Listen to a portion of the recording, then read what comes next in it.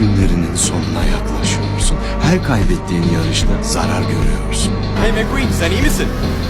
Dinle, sakın endişelenme. Çok başarılıydın. Emekliliğin tadını çıkar.